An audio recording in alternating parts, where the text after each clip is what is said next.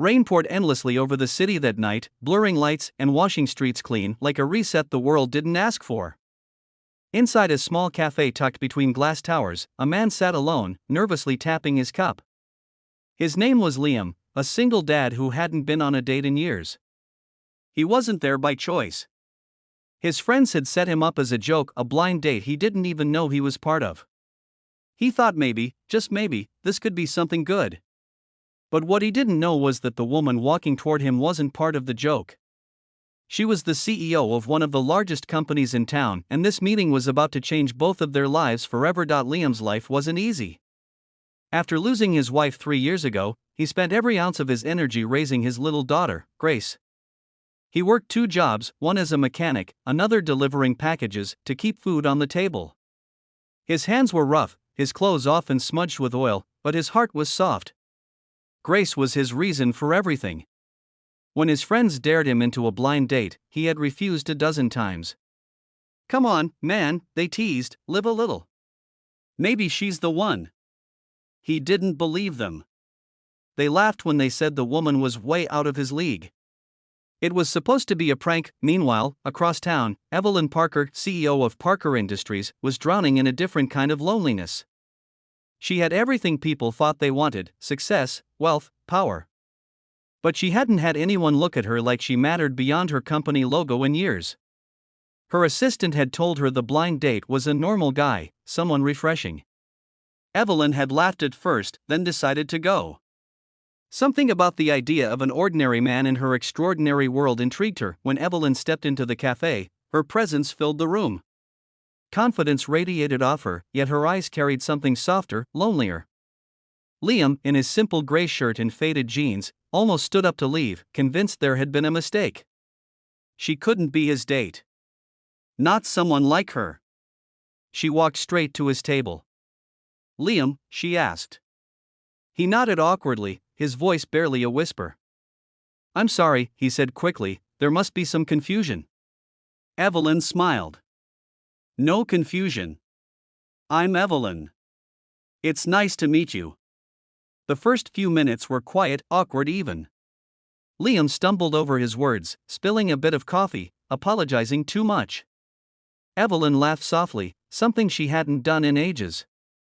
His sincerity disarmed her. He didn't try to impress her, didn't seem intimidated once he realized who she was. He just spoke honestly about his daughter, about fixing cars, about missing his wife but learning to live again. She listened, genuinely. The more he talked, the less she cared about his worn-out jacket or calloused hands. In them, she saw something real, something money couldn't buy, but the night didn't end like in fairy tales. As Evelyn drove home, her phone buzzed, a message from her assistant. "You won't believe it," it read, "that date was a setup. The guy's friends pranked him." Evelyn's chest tightened. It wasn't just a misunderstanding, it was cruel. She realized Liam didn't even know. He had been humiliated without realizing it. The next morning, Liam found out. His so-called friends burst out laughing over breakfast, telling him how they never thought he'd actually go. "Bro, you were sitting with the Evelyn Parker. You looked like her driver," one of them said, laughing until they cried. Liam's stomach twisted. The humiliation burned through him. He left without a word. That night, he deleted the cafe number, blocked the group chat, and promised himself never to trust anyone again. But Evelyn wasn't done. Days later, she walked into his small auto shop. Her tailored coat looked wildly out of place among the scent of grease and steel. Liam froze when he saw her. "What are you doing here?" he asked, voice low. Evelyn looked around, then at him. "Apologizing," she said. "For something that wasn't even your fault."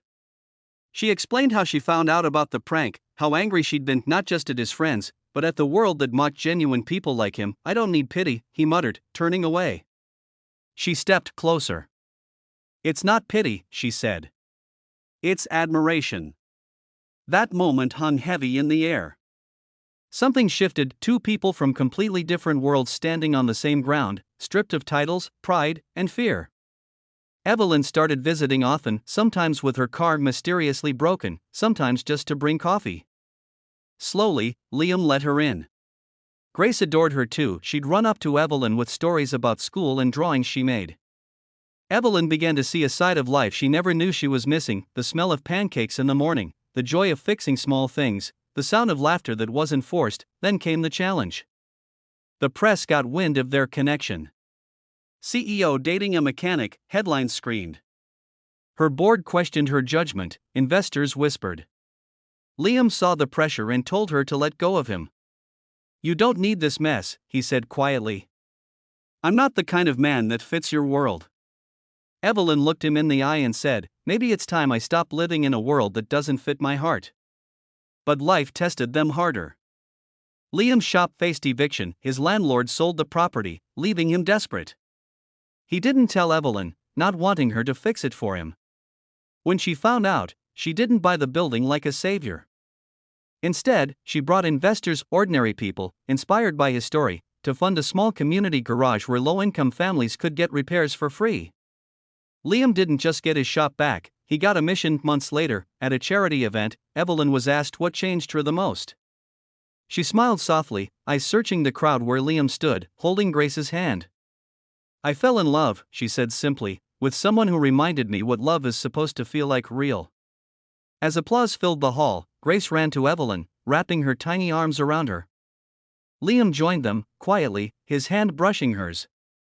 From a cruel joke came something the world rarely gives: a second chance at love, built not on power or wealth, but on truth. And that's how a prank meant to humiliate a single dad became the story that healed two lonely hearts and reminded everyone watching that sometimes, love finds you in the most unexpected ways, when you've stopped believing it ever could.